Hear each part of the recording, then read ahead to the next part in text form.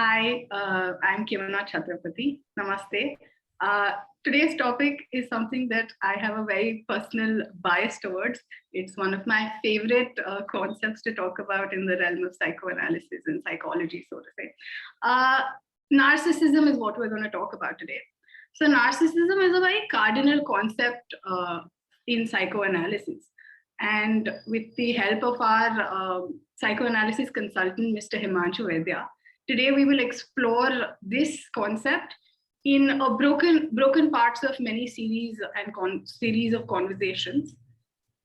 So today we enter this subject with an outline engagement, and we explore the deeper meaning of the word narcissism, its evolution in psychoanalysis, and its contemporary consideration. Namaste. Namaste. So can we start with the myth of Narcissus and the meaning of the word narcissism? The word narcissism was first used by Havelock Ellis, contrary to popular belief that Freud used it for the first time. It was then used by somebody else also, I don't recollect, and then Freud used it. But it became popular after Freud used it, and Freud coined this word narcissism from reading of his Greek myth of Narcissus. The Greek myth of Narcissus goes like this. In the abode of the gods, where angels and nymphs and other higher beings used to reside, one of the female citizens there, she fell in love with a male citizen there. So I think it was the male was an angel and the female was a nymph or something. But this is how it happened. But the male person would not reciprocate. So this female lover who was not getting her man, she went to a higher god and complained about it. So the god tried to persuade this man there, not the man, the angel or whatever the suprahuman form he was, to accept this woman and reciprocate her love. However, that person refused and got into a fight with the god, one of the gods, not the ultimate god, but one of the gods. We would call them demigods in India, but one of the gods. That god cursed this man that just as you are not reciprocating to this person, this woman, you will go down on earth and die out of unreciprocated love. So this person comes down on earth and he is looking at a river to quench his thirst, and he sees his own image. And he is so dazzled by the splendor of one's own image that he falls in love with himself.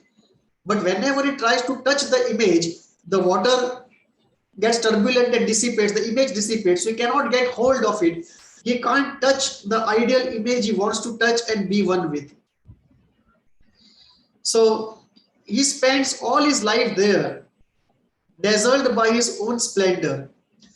By that time, this nymph, this lady, following him, comes down to earth.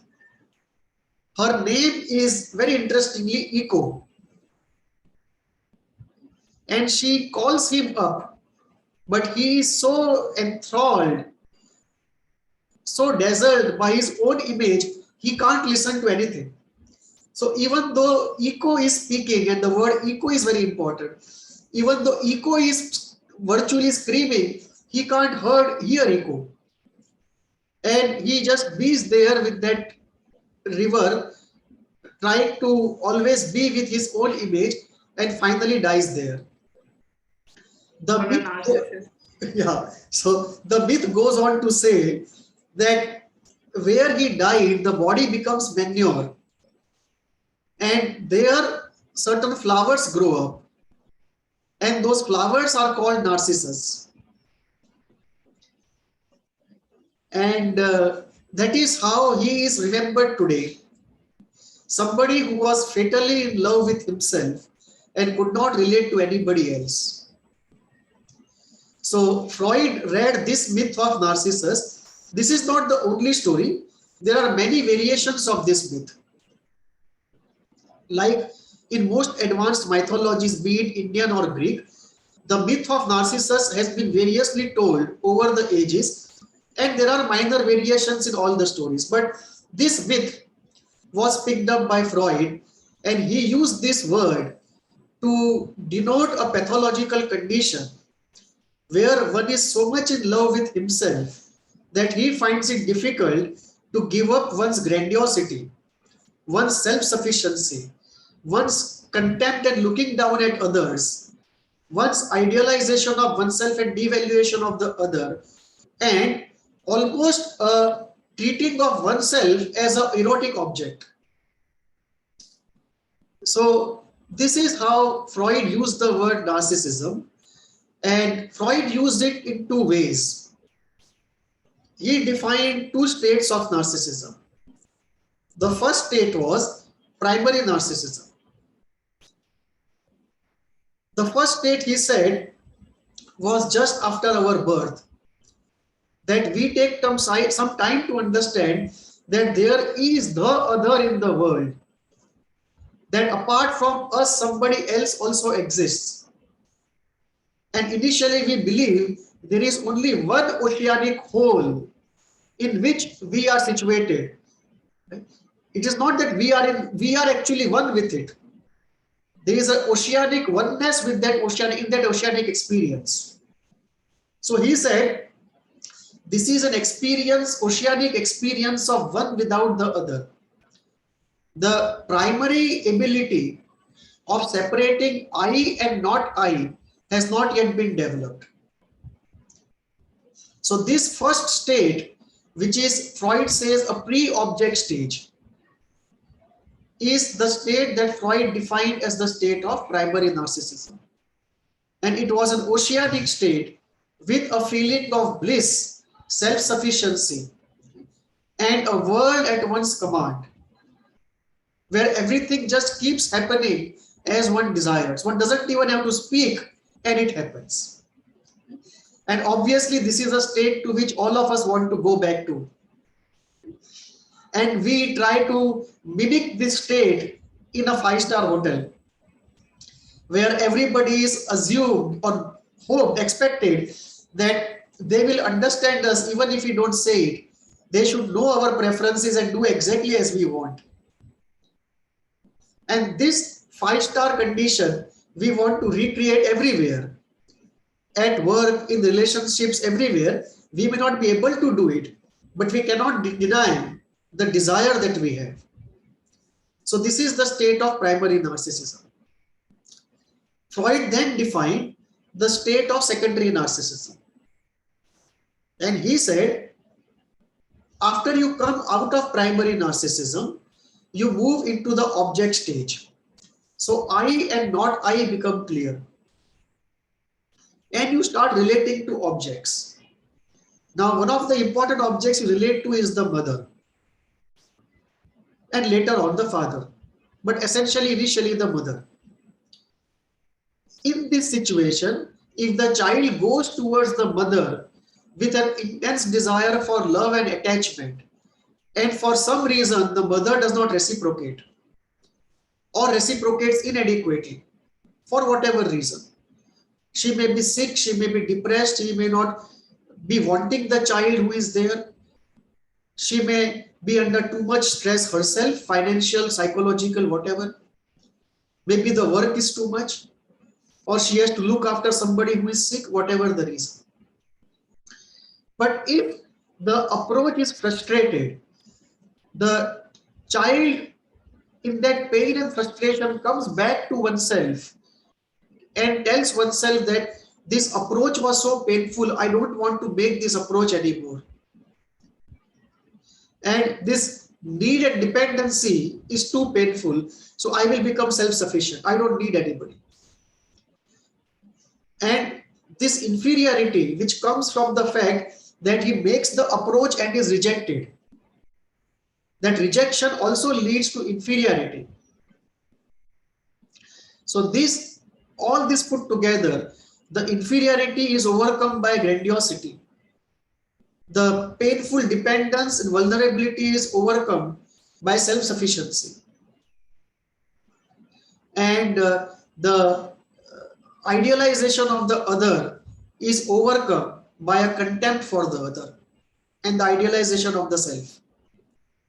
So this state is the state of narcissism, and Freud said many times they treat their own bodies as objects of their erotic love. So initially Freud thought of this only in sexual terms, that the erotic libido which was to go out onto an object somehow turns back on oneself and creates this heightened sense of grandiosity and self-love. But later on he also realized that there is a power dynamic also. So it is not only a love dynamic of love going out, frustrated, coming back, and love on oneself. There is a power dynamic also, that in that frustration comes powerlessness, helplessness, inferiority, and you overcome it by grandiosity. In that approach, there is dependency also, and you overcome that dependency by self-sufficiency. And of course, all of these are fragile artificial constructs, pathological constructs, and therefore they are troubling. So this is how Freud looked at it. Later on, it was found that this is quite far more common than we believe in human beings. So after Freud, people started in a different way, because Klein did not believe in the state of primary narcissism.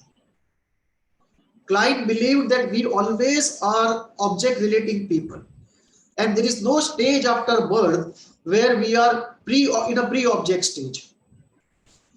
So Kleinians don't believe in primary narcissism. They believe we are always object relating people. The object may be outside or created inside by fantasy. So even if there is nobody around, the child will fantasize objects. So much so that we also create an object called ourself in our mind. And when we say, I am humiliated, that object is humiliated, and we identify with that object. So this is a very different view of human nature based upon the object relations in the representational world of the mind, where every object outside is represented as an object inside. And in that construction of that object inside, fantasy contributes as much as the reality of the object outside.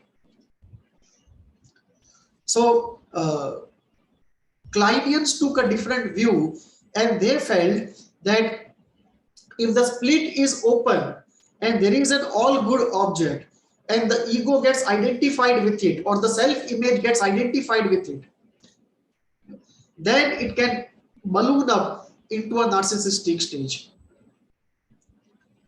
So they gave a slightly different explanation, not slightly, radically different explanation of narcissism. But over a period of time, Freud climbed beyond the classical flow of psychoanalysis. They always viewed narcissism as a pathology, either as a sexual pathology where one treats one's own body as object of erotica, or grandiosity of power, or a false fragile sense of self-sufficiency, or a pathological characteristic to exploit others without empathy, and a contempt and condemnation and looking down upon the other, always wanting to be the center of attention,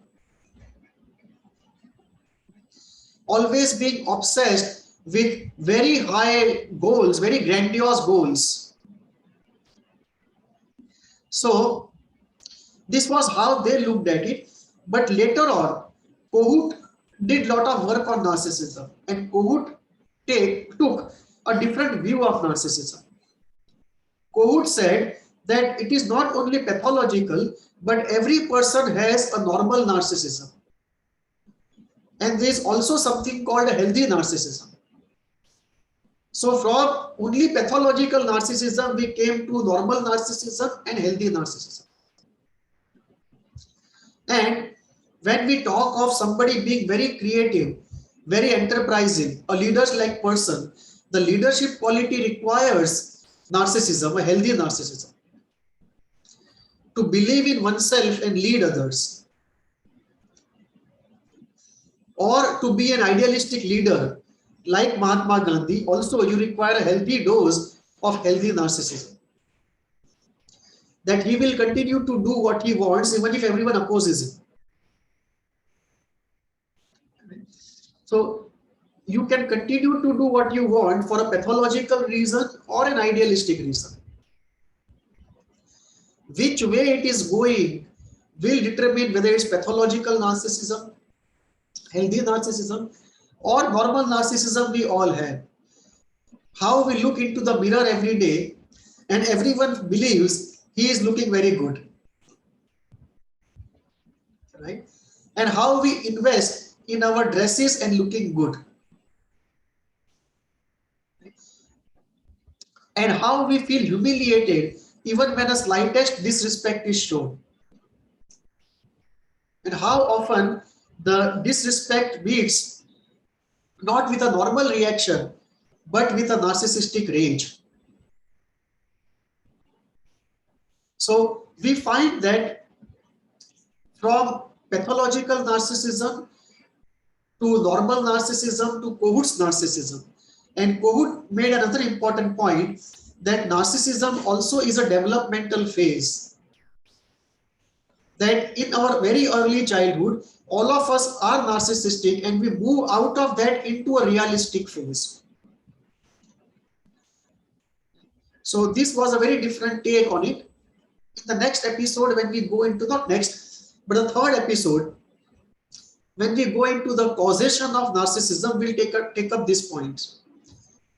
The differences in between Freud, Klein, Kohut and others on this point of narcissism.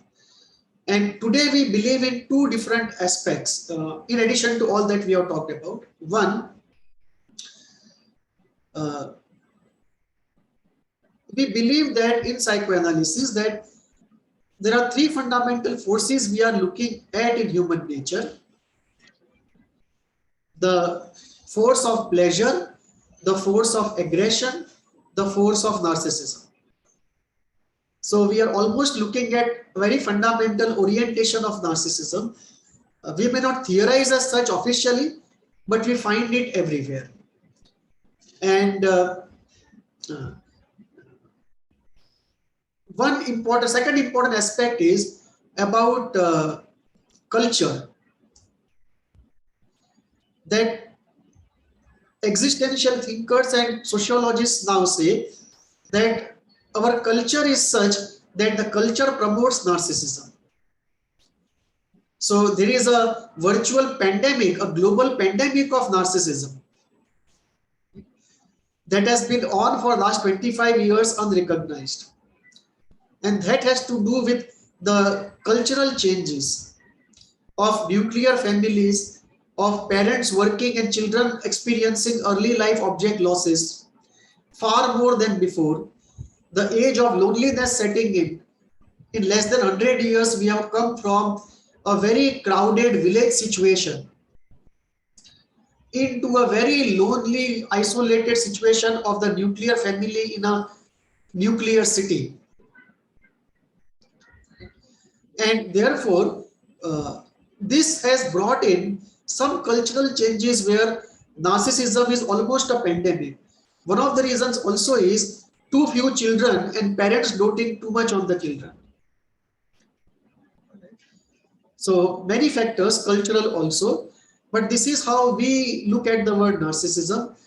Psychoanalytically, we find it spread out pervasively in human beings. However, from a psychiatric point of view, DSM treats narcissistic personality disorder as a distinct pathology, and it has its own ways of diagnosing people. So even though many people won't qualify for DSM diagnosis, from a psychoanalytic standpoint, we do see narcissism spread out in a large section of the population, and therefore we believe today that along with pleasure and aggression, narcissism is one of the fundamental pillars of the human psyche. We may discover a few more pillars, but this definitely will be one pillar. So how does the DSM-5, in a very textbook sense, define narcissism? DSM looks at a few criteria of grandiosity, of self-sufficiency, of excessive obsession with perfection, of lack of empathy and exploitation, of contempt for others, of always trying to be the center of attraction, attention and attraction both, of intense need for admiration. So these are some of the criteria that DSM looks at, and it looks at two sets of impairments, that this should be present in large enough measure to cause impairment of personal functioning in interpersonal relationships and in the professional area collectively in society. So if at interpersonal or collective levels we see impairment, very distinct impairment, then we can say that there is a narcissistic personality disorder. So there is a set of criteria and there are impairments looked at. If these criteria are strong enough to cause that impairment, if the impairment is not there, we can't diagnose. And this is where in creation of DSM-5, there was a intense discussion on this particular disorder, because this is a very unique disorder. Many times, the person who has the disorder does not come to therapy by himself. He is sent to the therapy by others because they suffer the impairment. But the person is so self-righteous and so grandiose about himself, most of the times he refuses to believe in its therapy. And one of the sentences which came up in the discussion of DSM-5 deliberations was this, that you can't diagnose a person for being a jerk. That just because you don't like the person, or just because the person is not productive enough in real life, you may just call him a misfit. You don't have to diagnose every misfit as a pathological sick person. So you can just call him a misfit, a crackpot, but you don't diagnose every crackpot as a medically sick person. And there was a lot of deliberation and people finally agreed that we have to put this as a sickness. And the reason, because the reason is contrary to normal logic, where in normal pathology, the person by and large accepts that he has a problem. Maybe not in extreme cases of schizophrenia, psychosis, or mental retardation, but in most cases, people realize that they have a problem and they recognize it. But here, in many cases, they don't accept. It's very difficult to get them for therapy. There is no medicine for that. There is no medication to cure narcissistic personality disorder. In fact, there is no medication to cure any disorder. Sorry, any personality disorder. So psychotherapy is the only way out for personality disorders. You can treat conditions which arise out of personality disorders. That if a person is narcissistic, cannot succeed in society and gets depressed, you can treat depression. You cannot treat the original condition. You can treat the secondary outcome. You cannot treat the primary problem. medically speaking. So psychotherapy is a way out, and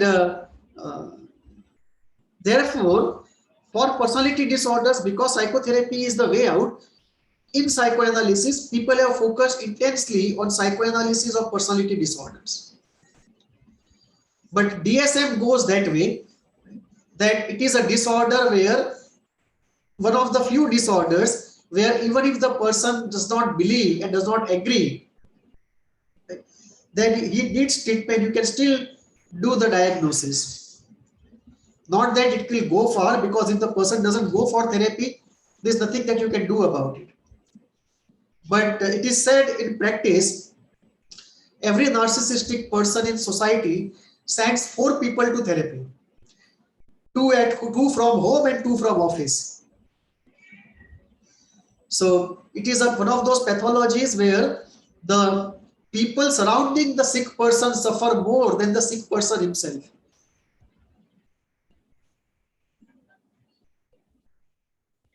So we speak about and narcissism comes out to be a very difficult problem. But earlier you speak about normal narcissism, healthy narcissism. So can you tell us something more about that? In the history of psychoanalysis, Kohut brought up this issue of normal and healthy narcissism. So according to Kohut, we all are narcissistic and exhibitionistic in our early childhood. And that is naturally so. And we all have this desire in very early childhood that we should exhibit our best part and be noticed and admired about it. If we are not noticed, which Kohut says failure of mirroring, or if we are not admired, so this Kohut calls this mirroring failure, that we are not acknowledged or admired. This becomes a cause for intense shame and inferiority. And a reaction to that becomes narcissism. But if the parents are empathic enough and mirroring enough, and other parts of some other points also that Kohut says, if they do those right things, we live out our grandiosity, our exhibitionism, our desire for fame, and slowly we move from that state to a state of reality automatically. So this natural movement from a narcissistic self to a healthy self is a developmental process according to Kohut and universal. So this is one way that we look at it, that this is a developmental phase and therefore normal to every person. That is a developmental explanation of normalcy. In everyday living also, we can find that we all have a normal dose of narcissism. Enough to make us love ourselves, love our survival, love the prospect of producing one like ourselves, which also is a narcissistic activity, partly speaking. Trying to do some achievement in real life, wanting historical fame, leaving behind a legacy, that my name should be somewhere, that even when I am not there, people should remember me. And the healthy narcissism of being a leader, doing some innovation, changing the course of history, or being a celebrity, or doing something that 1 in a million can do. And we reward those people, whether it's an Olympic reward or a national recognition or the Filmfare Award or something. So they have a very healthy dose of narcissism. So we look at a normal range of narcissism in everyone, how everyone is concerned about his looks, his self-image, how everyone has a sense of shame and nobody wants to feel it, how everybody wants to have a dose of fame, how happy we feel if we find only a mention of our name in the newspaper. Right? So that tells us how deeply we want fame and how intoxicating it can be. And we see it in celebrities also. Once they get addicted to fame, they can't come down. It's not easy. It's one of the worst addictions to give up. Most difficult addictions to give up. The addiction to fame. It's intoxicating. So, we do see in everyday life, in ourselves, in our family members and everywhere, both presence of normal narcissism, and we can see occasionally when we see an extraordinary person, the presence of healthy narcissism, and therefore it need not only be pathological. We also see it in terms of great leaders, great political leaders, great spiritual leaders also. And in great spiritual leaders also, we see a very healthy dose of narcissism.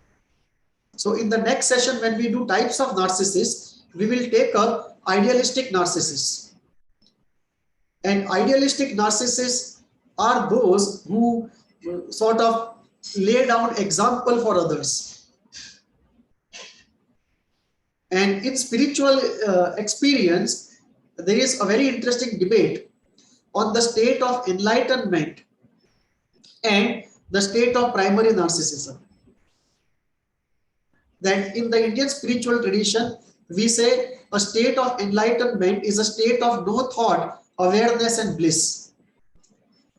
That you are not asleep, you are not unconscious, you are fully awake. Awareness actually is heightened, but there are no thoughts. So this pure awareness, no thought, and a feeling of bliss. This is the state that Indian spirituality defines as the goal state, the state of enlightenment. And this state has resemblance with the state of primary narcissism. But they are not the same. One is the beginning, second is the end. So it's alpha and omega. Both are alphabets, but they are not the same. So both are psychological states, but they are not the same. It's a very big mistake because one of the core differences is, and this is where we have to be careful about not reducing super normal healthy narcissism to pathological narcissism.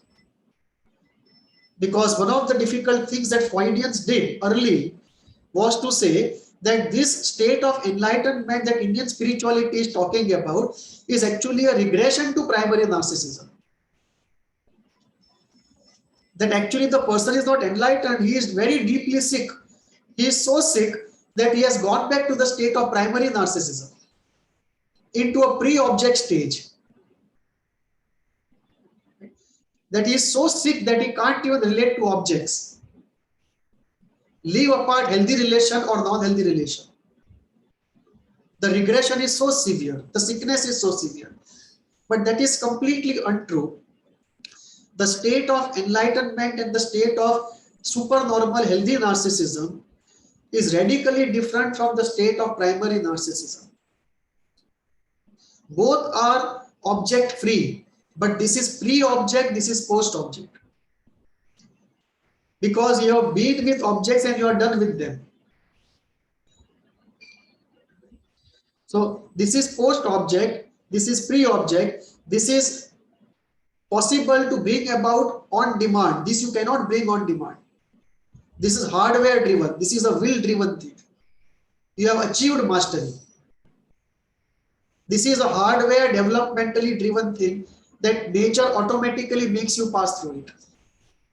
So it starts automatically and ends automatically. This is on demand because you have created mastery by self-work.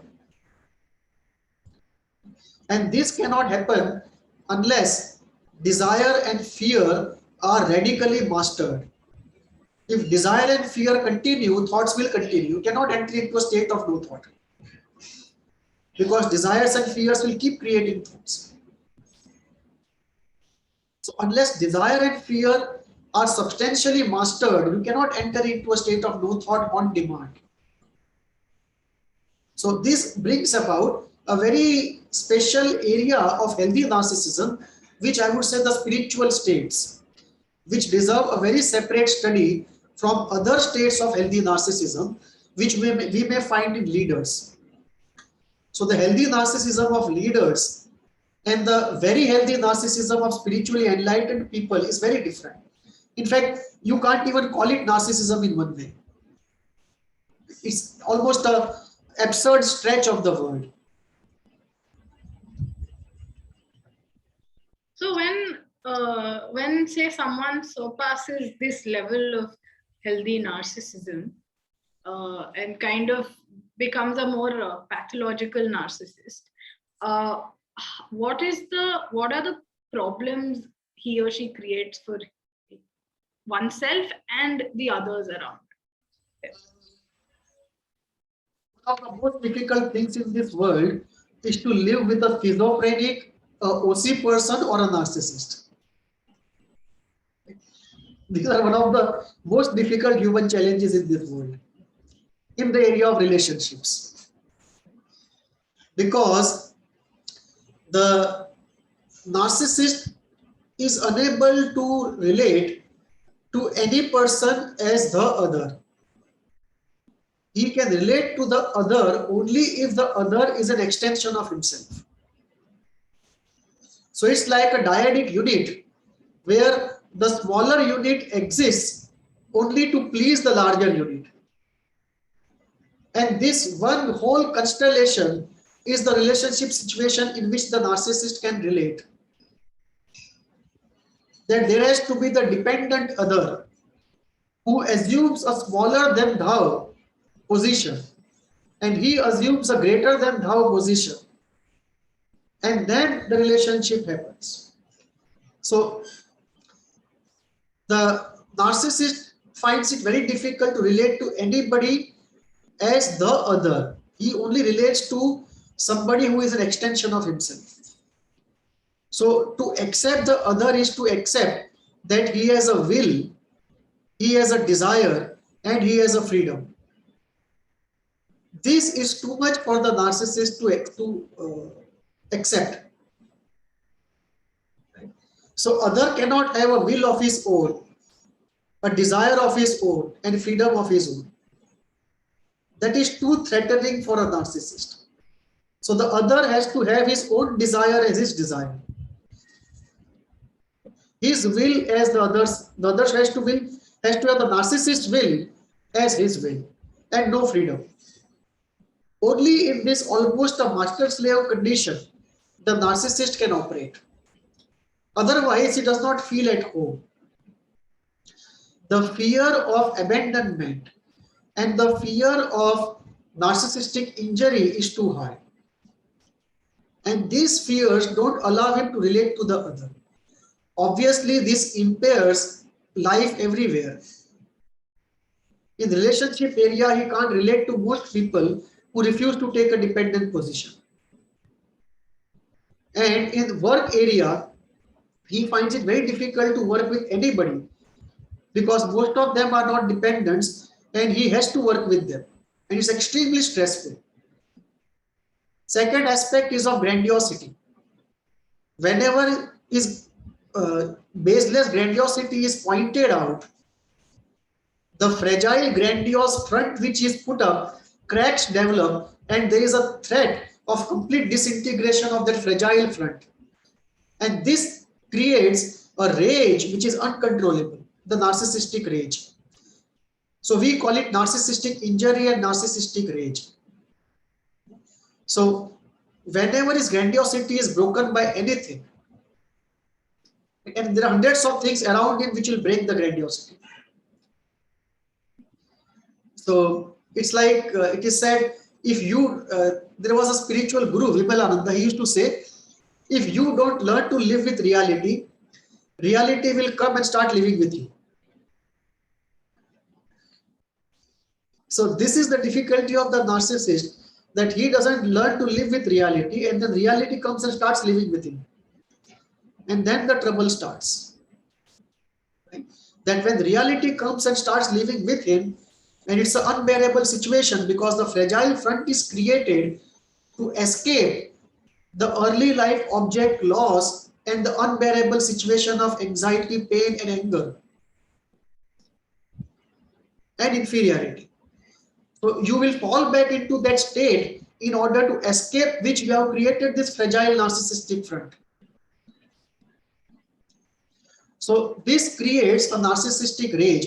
So what happens is he is not able to have relationships with people unless they are dependents, and there are very few of them.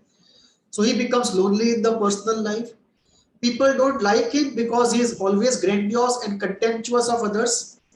He is seeking admiration all the time, because the engine of his ego always wants the fuel of admiration, and the fuel does not last long. So every 4 or 5 hours he requires a dosage. It's almost like you put an IV drip of admiration into the person in a psychological sense. You can't do without that IV drip, and once it is empty, it has to be refilled. It's that kind of a psychological situation. So it's very difficult to be with people. Most people don't like you. Very few people you can relate to in a close way. Very soon they also find out that you are extremely dominating and contemptuous, selfish and exploiting, without much empathy, that you take people for granted. So this creates problems on the personal front. On the office front, even more difficult, because the narcissist believes from day one he is the CEO. So when he goes into the organization, the difficulty is very soon the CEO starts questioning himself whether he is the CEO or this new man is the CEO. And more often than not, therefore the narcissist is kicked out.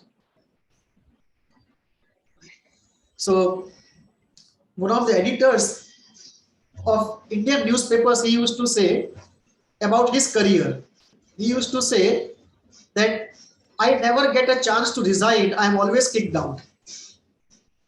Right? So he was experiencing this for a right idealistic reason, but many narcissistic people, for them this is an everyday thing of the career, that they never get a chance to resign. Most of the times they are kicked out. So this is the difficulty with the narcissistic people, that in the professional life or the personal life, they find it extremely difficult to go ahead. And the problem comes to a climax when they reach midlife. Because once they reach midlife and they realize that if 100 narcissistic people start off after college, not more than 5% of them can reach where they want to reach. So 95% either reach partially or not reach at all. So what happens to them? When they reach 40 to 45, the midlife crisis begins. For them, it's very difficult to bear that they have not reached anywhere that they wanted to. Right? And this creates very unsatisfied. Yeah, and this is very difficult for them to bear, and most of them enter into a very severe depression. It's very rare to find a strongly narcissistic person in the midlife crisis who has not succeeded much in life, not facing problems of depression. Two different areas, two different degrees. And what happens is all of this, the stress ultimately comes down on the family members at home. So the family members have a very difficult time to live with a narcissist. And if they are very dependent on him, then God save them. In all probability, they will also go into depression. So this is what we mean by saying that every narcissist will send in his lifetime at least 4 people to psychotherapy, 2 from the family and 2 from the office.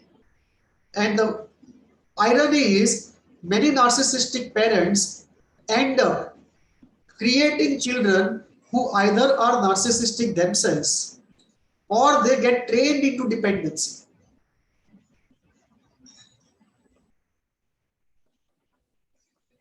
So, does narcissism manifest itself in just a single form, or are there different kinds of narcissists everywhere? Narcissists come in all colors and flavors. People have tried to study this in depth, that if we go deeper into narcissism, so the first level of analysis would be you look at general population and you say 5% of them are narcissistic. Then if you take this 5% and go deeper into them and try to classify further, you get different types of narcissistic people. So there are idealistic narcissist people, right? Exploitative narcissistic people, creative narcissistic people. You have the craving types, right? You have the exhibitionist types, right?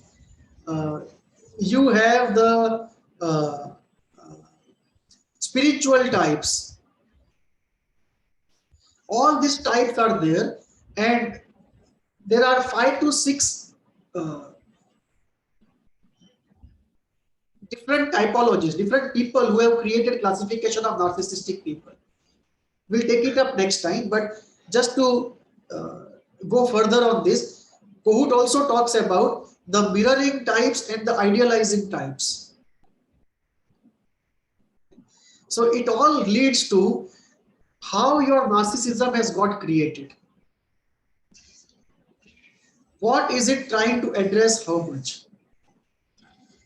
So if your narcissism was created in the childhood primarily to address inferiority, then the strongest element would be only grandiosity. But you would still relate to people. But if your narcissism was created not only to address inferiority but also to address dependency, and the self-sufficiency aspect of yours is very strong, then you will have very few people around you.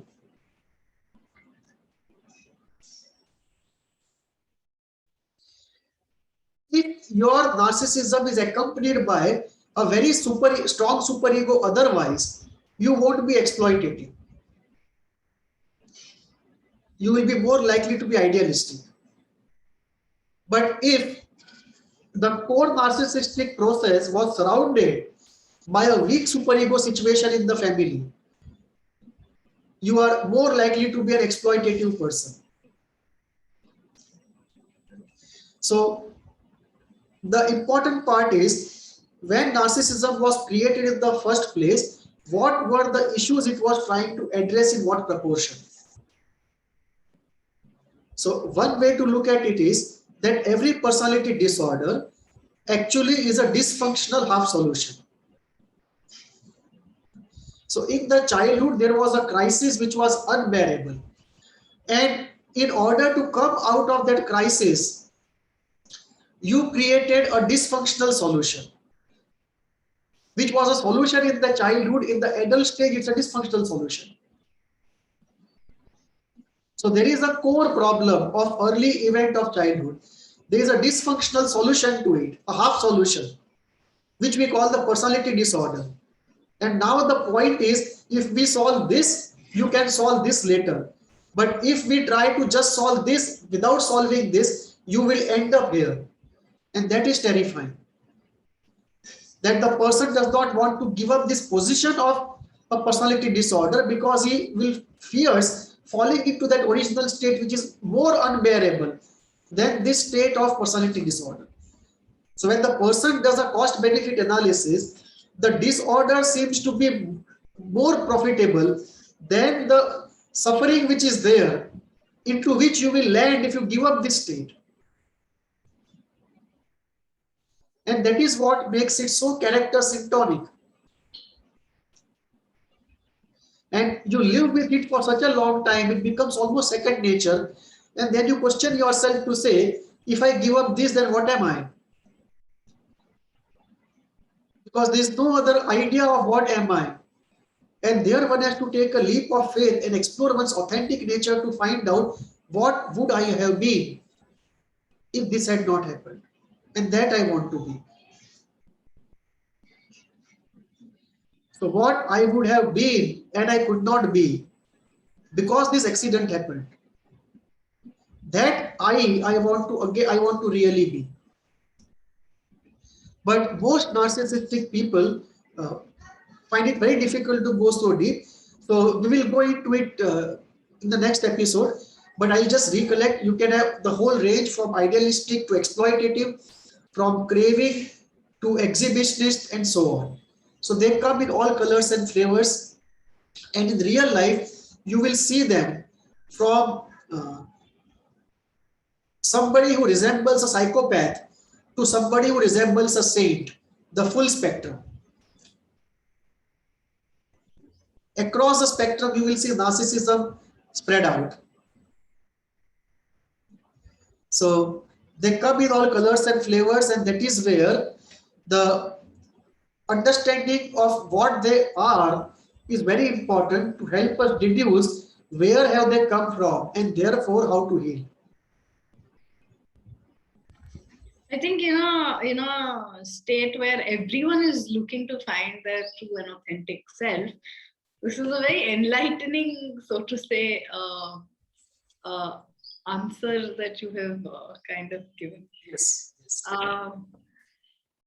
Do narcissists believe in self-sufficiency?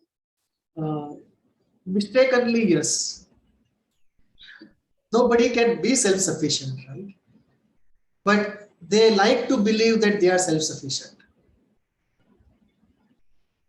And except for the physical necessities, they tend to believe they don't have really emotional necessities.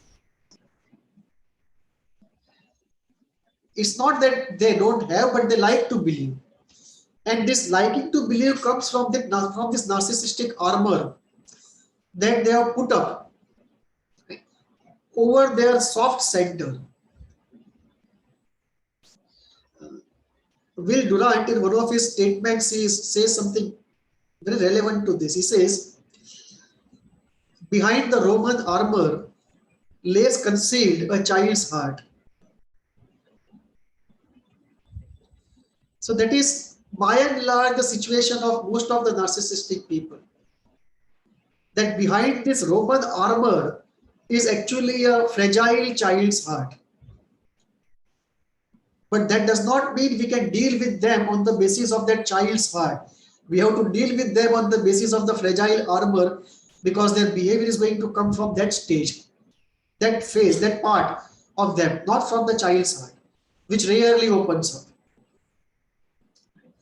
So they do have a mistaken notion of self-sufficiency, and there are two parts of it. One, many of them have this notion right from childhood. And in that sense, they resemble somehow the schizoid personality disorder or the avoidant personality disorder. But very few of them. Most of them are people seekers, because they need the fuel of admiration which can come only from the people.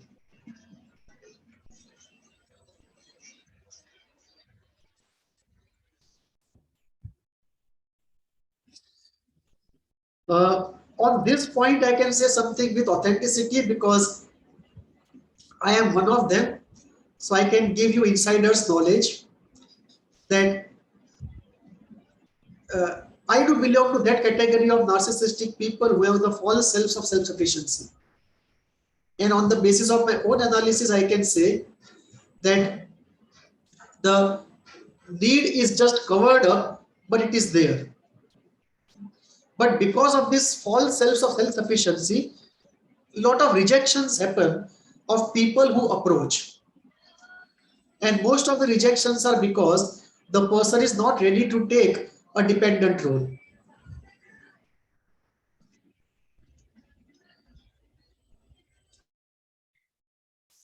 So, can we look at the concept of covert narcissism? Because I think sometimes identifying a narcissist becomes a challenge. So, and I think that comes with the different flavors and colors that narcissists come in. So, can we look at what covert narcissism is?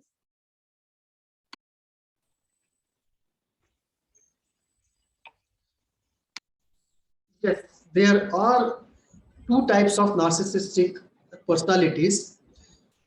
We can divide narcissism on this axis also: overt narcissism and covert narcissism. covert narcissism has been discovered much later. And it's very difficult to make out a covert narcissist.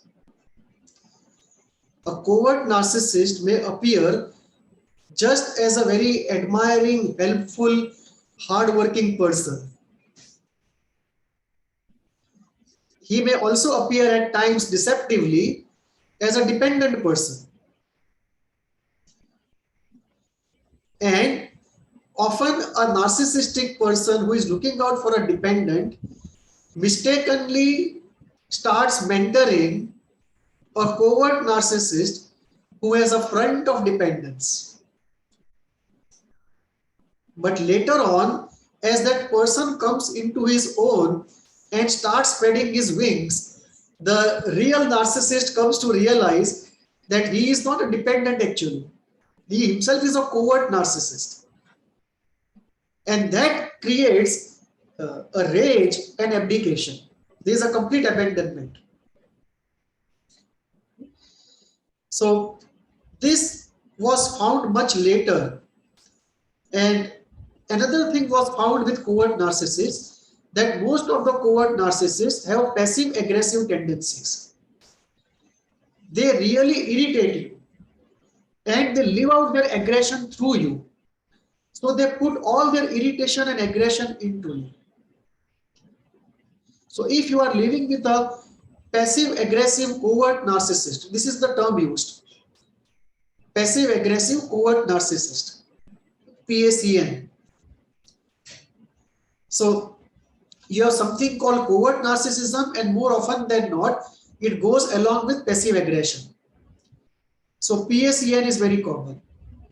And these people will lead you into a condition where you will feel so irritated and angry, and everything will be bottled and bubbling inside, boiling inside, that more often than not, you will say, this man will make me completely go mad. This will be the expression of the person who is living with a passive aggressive covert narcissist. One very important point about them is they are so convincing in their conversations that it is quite common that a victim of the passive aggressive covert narcissist seeks therapy, talks to the therapist and says, why don't you talk to this man or this woman who is a passive aggressive covert narcissist? That person is brought to the therapist's office and he is able to convince the therapist that the other person, the patient, actually is a problem. And then the patient is infuriated because the partner was brought in so that the patient could expect the therapist to find something which the patient knows is wrong with the partner, but the patient is not able to articulate. So you get an intuitive sense that somewhere you are not wrong, the other is wrong, but you can't articulate what is it. And you want the therapist to find out, but the therapist gets convinced by this passive aggressive covert narcissist. And this is quite common a phenomenon. So we have to be on guard against passive aggressive covert narcissists. And by and large, they come across as very soft and caring people. The softness and femininity is quite high in this group of people. I'm not saying all of them are like that, but it's on an average description. At least average of what I have seen.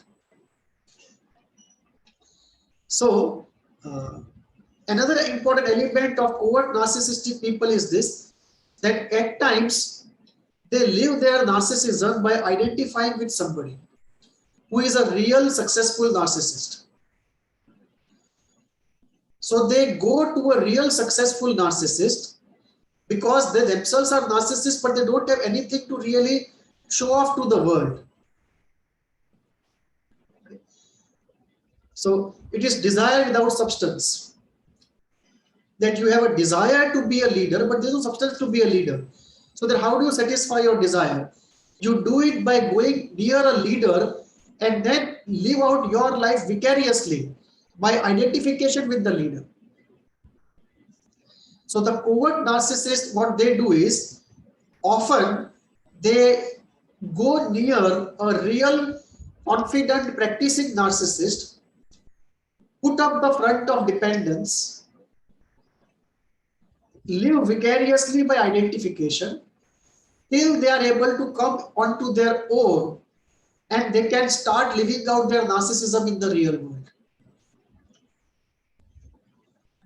So these people are very irritating and anger provoking to live with. It's very difficult. So it's equally difficult to live with an obsessive compulsive person. And icing on the cake happens when you have a passive aggressive narcissistic character with obsessive compulsive traits. Then you really have a 7-course dinner. And the only way then, right, is to either go to the therapist or take care of this person or use brutal power to suppress this person. And that is what happens in most of the relationships, that if the partner is not dependent on such a character, the only way to live with the person is to use power and suppress this person so that the person does what you want, not what he wants, because what he wants is so irritation and anger provoking that you just can't stand it. So there are no easy way outs with this group that we are talking about. And a very large section of people, particularly in India, fall into this passive-aggressive covert narcissistic category. Especially in people who are very creative and in leadership positions.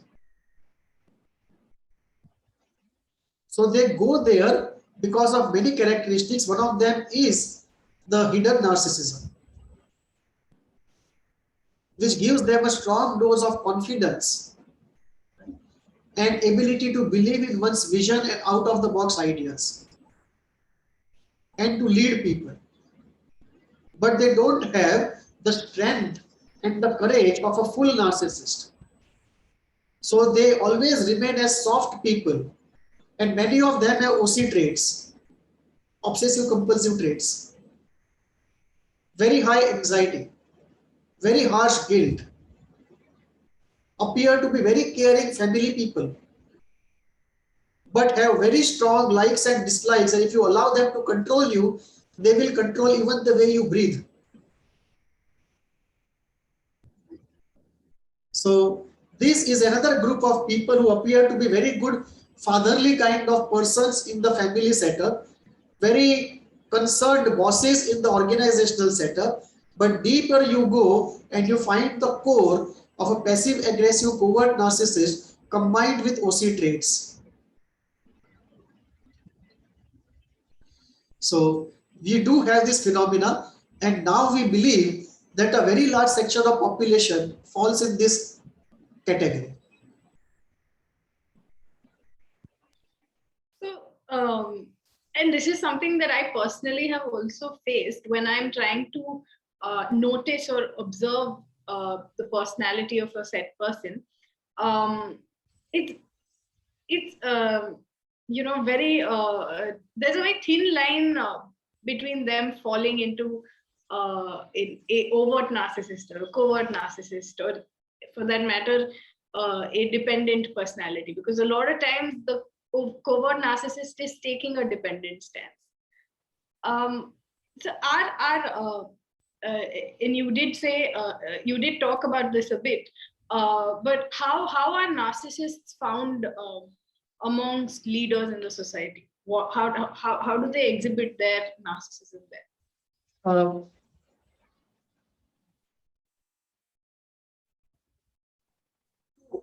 That's a very important point, and I think I'll just give a statement on that. One of the criticisms of DSM-5 of the chapter of personality disorders is exactly what you raised. That in practice, at least in India, at least the type of people that I see or I know of, most cases of personality disorders are cases of mixed personality disorders. you don't have neat compartmentalization of the type DSM refers to. So if you have a narcissistic personality disorder, you also have very strong traits either of dependence or histrionicity. It is that watertight compartmentalization, very clean compartmentalization we don't see. In fact, there are some cases where the person qualifies even according to DSM standards for more than one personality disorder. I had seen a case where the person was qualifying for 3 personality disorders at once. And I am not saying qualifying just above the boundary. It was 90% qualification. So I believe that one of the changes required in this chapter on DSM of personality disorders is to bring in the element of mixed personality disorders. And somehow develop a range of mixed personality disorders where we can have one primary and other secondary disorders. Because in therapy we realize that once we deal with the major personality disorder which is in the front, other parts also come up. And it is quite common, and if we understand it from the genesis point of view, which I'll take up later in our third video, then we can see why the mixed personality disorders are more common. Coming to this question of leaders, it is true there have been many studies in the area of leadership, and most studies tell us that the average levels of narcissism in leaders is quite high. Just as communication skills also are higher than the average. So there are many things that make up a leader, not one element, but narcissism is definitely one of the ingredients that goes into the recipe. And we see it across the board, whether it is spirituality, business, or politics, or even organizations, ordinary administrative organizations, or even social groups, or even social clubs, or even, for example, let us say you have a society and the society has a committee and the committee has to elect a chairman. Everywhere we see, more often than not, people at top positions have a heavy dose of narcissism. The way they run the organization or the way they exercise power depends upon what type of a narcissist the person is.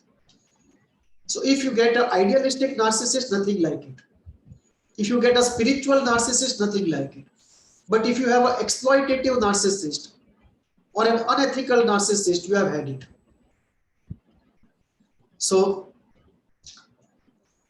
we have to go into the classification of narcissists and find out who the person is and whether he suits this job or not.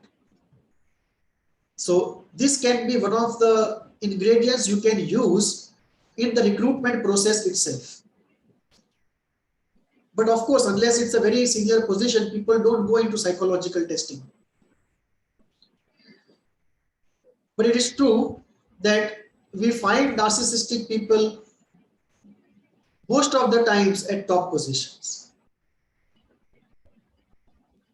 So how do we identify if we are dealing with a narcissist, say at school or at a workplace or even in our families? What is that identification that a layman can do? Grandiosity, concern with something out of this world, something big, and center of attention. And the fourth is very important. I forgot this to mention in the earlier part of the question. I should have said it in the second question itself. One of the very important elements of narcissistic personality is inability to take criticism. So grandiosity, inability to take criticism, preoccupation with grandiose things, and need for admiration and being center of attention. If these 5 characteristics are seen, out of which the first 2 are very important. A belief in one's grandiosity and inability to take criticism. So these 4-5 characteristics if we see, then we can go into further inquiry of whether or not a person is narcissistic. And then you can look at how does he live. Is he able to relate to many people? How does he relate to them? Can he admire anybody, or is he always busy criticizing others? Because narcissistic characters have a compulsive need to criticize and cut down others so they appear tall.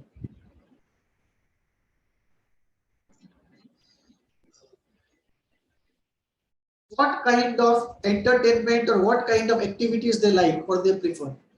What kind of friends they make? Whom do they admire? So, what is their assessment of an ordinary realistic thing? So these are some of the criteria, but the core I said is grandiosity, ability to take criticism, constant need for attention and admiration, and preoccupation with something grandiose. These can help you to identify somebody, and when you try to do it, you will find a basket full of people around you, moving around undiagnosed and untreated. That's very true. Very true.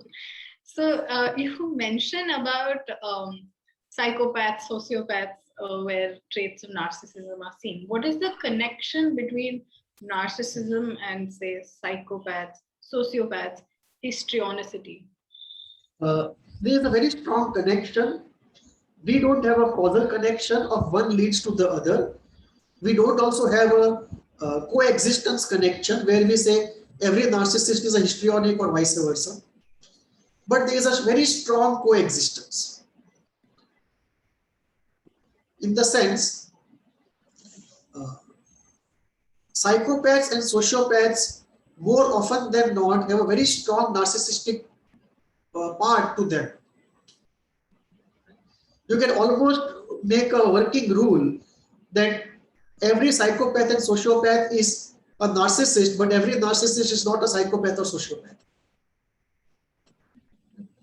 Because psychopaths and sociopaths have this feeling of invincibility that somehow they will do something wrong and get away with it. And this comes from their narcissism.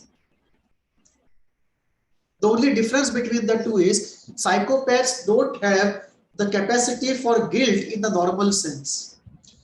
It is more of a hardware problem. Whereas sociopaths learn to put down their guilt because of the way they were brought up. Both of them may end up doing the same thing. But the guilt factor differently works. In psychopath, there is a defect, and in the sociopath, the guilt is managed in a way it almost appears non-existent, but it is there. And therefore, what they do, what sociopath does usually, is not as horrible as what a psychopath can do. And histrionic also has a very strong sense of narcissism, but that narcissism manifests in a very different way. Because histrionics have this strange paradox. They do something quite distinct from what everyone else does to seek attention and therefore find the object they have lost. They are addressing their inferiority in this way, that unless I do something dramatic, I will not be noticed. And I will not be accepted. So to be acknowledged, admired and accepted, they do something very radical. So they will color their hair green or put on something strange, right? Or do some histrionic acts or be melodramatic. But they do it for acknowledgement, acceptance, admiration and relationship, attachment ultimately. So they do something radically different from what you and I would do, ordinarily any person would do. But at the same time, they are highly suggestible. So suggestibility is very high, which does not appear to be a trait of a classical narcissist. So there is this paradox that in exhibitionism, we see the confidence of the narcissist when it comes to object seeking. But when the object is in front of them, they become extremely suggestible like a dependent. So we see this paradox in the histrionic, but in psychopath and sociopath, no doubt, there is very solid existence of narcissism. Although the reverse as it is not true. Every narcissist is neither a sociopath nor a psychopath. There is a very big part of narcissistic universe where people are extremely idealistic and positive goal seeking. In our earlier discussion, you say that the most tangible way out of narcissism for a person is to come to therapy and talk about it. But does that necessarily mean there is a cure for it? Does one get out of their narcissism, or do the people around him just try to identify him and then run for their lives? More often than not, you have to run for your life. The difficulty is this: most narcissistic people refuse to believe that they have a problem. They just say they are different. At times they say they are extraordinary. I used to once say that most people in this world suffer from narcissistic deficiency syndrome. By God's grace, I don't have that problem. So most people deny they have any problem. That is one. Two, even if they accept they don't come for therapy, very few of them do. And even when they come to therapy, very few of them actually go through therapy completely. The most difficult part about psychotherapy of a narcissistic character is this: there are two important parts. Three actually. One, till you are on the surface, they are okay. When you touch the core of their problem, they find it so uncomfortable that they find some reason or the other. More often than not, it is rage and fight with the therapist, and they leave therapy. So you then are in a dilemma. Either you can be on the surface and continue therapy, in which case you are not producing results and you feel guilty, or you touch the core and risk the ending of therapy. And there is no clear solution to it. You have to touch the core, and the whole skill lies in how to prepare the person that he does not eject out of the therapy once you touch the core. So this is one first problem of therapy of a narcissistic person. The second problem is, in case of some narcissistic clients, when they go to the core, they have to pass through a very intense depression before they come out of it healed at the roots. And very few actually are able to withstand that depression. So most refuse to go into it instinctively. Some go into it and come back halfway. Very few pass through. That is second problem. Third, in another group of people, they have this need to live out their exhibitionism of early childhood. And there the therapy becomes very long and the classical approach does not work. You have to allow the person to live out his grandiosity in the therapy room, uninterpreted, in a Gaussian way. And very few therapists are trained for that or believe in that. So this being the situation, and of course a therapy which works on the surface, which says 12 sessions of X or 12 sessions of Y, that is no therapy at all for this kind of deep-seated problems.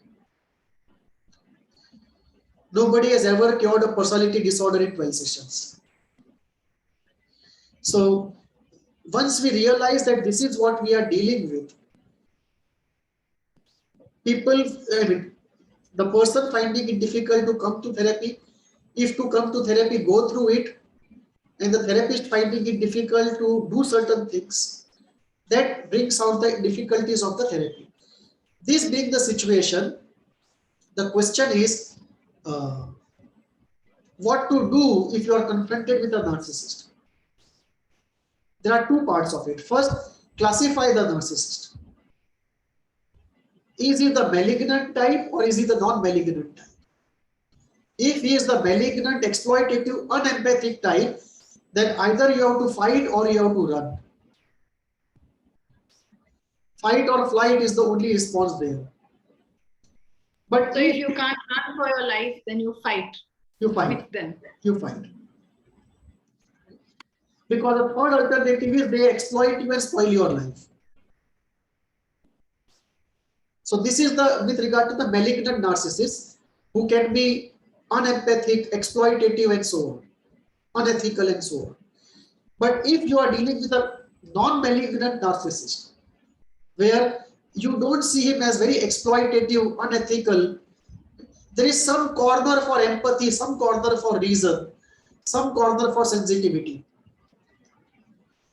If it's not a complete desert, there are a few ponds of water somewhere. In that kind of a non-malignant narcissist, you can engage with the narcissist in a variety of ways. One of the ways is admiration. That for admiration, he will do what you want him to do. So people manage the narcissist by the fuel of admiration. People manage the narcissist by putting something in his mind where he thinks it is his idea, but actually it is somebody else's idea.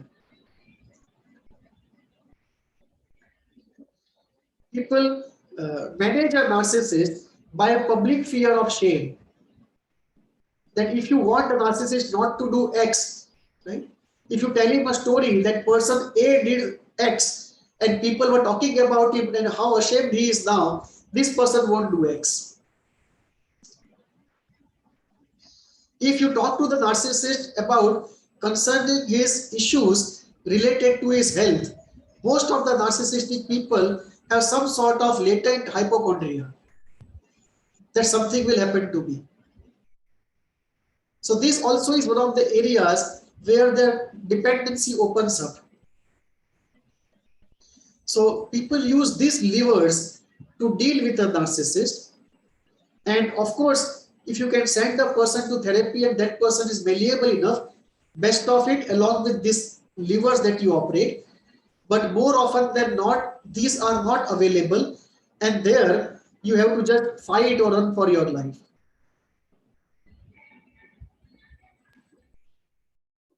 That is wonderful. Thank you so much. I think this was a very fruitful discussion.